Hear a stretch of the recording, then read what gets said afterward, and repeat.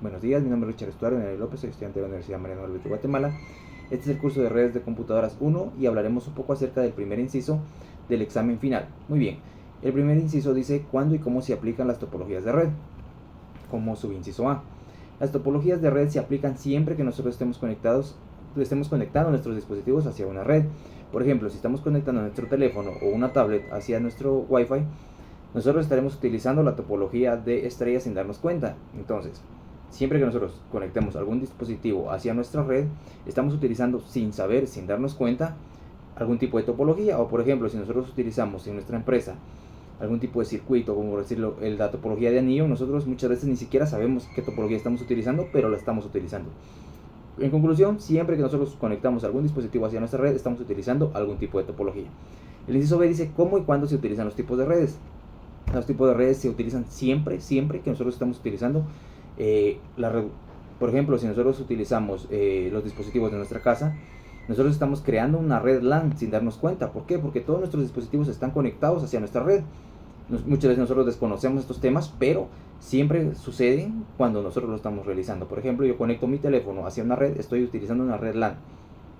Aunque yo no me esté dando cuenta, estoy conectando un dispositivo hacia mi router, siempre estoy utilizando la red LAN. Por ejemplo, si yo quisiera abarcar un área más extensa, por ejemplo una área metropolitana, en este caso estaría utilizando una red MAN, pero ahí yo sí ya me estoy dando cuenta que yo quiero expandir lo que son mis tipos de transmisión de red o tipos de redes. Entonces yo quiero tener un área más extensa, utilizo una red MAN, pero por lo común cuando yo estoy trabajando en mi casa estoy utilizando mi red LAN y siempre se utiliza algún tipo de red.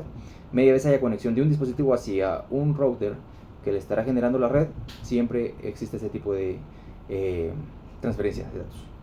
¿Y cuáles son los aspectos que forman el modelo OSI? Muy bien, el modelo OSI está formado de la capa física, la capa de enlace de datos, la capa de red, la capa de transporte, la capa de sesión y la capa de presentación y la capa de aplicación.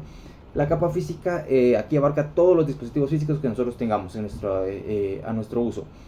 La capa de enlace de datos es la que corresponde el flujo de errores y la comunicación de la red. Estos van en la capa de enlace de datos. La capa de red es la responsable de facilitar la transferencia de datos entre diferentes redes. Entonces, si yo estoy conectándome desde mi casa con otro departamento, entonces estoy utilizando la capa de red, que es la capa número 3.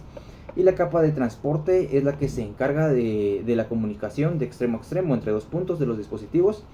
Se encarga de dividir los segmentos de datos para poder enviarlos. Esto pasa en la capa de transporte. Entonces, si alguna vez nuestros datos no se envían correctamente, es porque hay un problema en la capa de transporte. La capa de sesión es lo que nosotros utilizamos para conectarnos. Por ejemplo, si yo voy a crear una sesión de Zoom o de Meet, estoy utilizando la capa de sesión.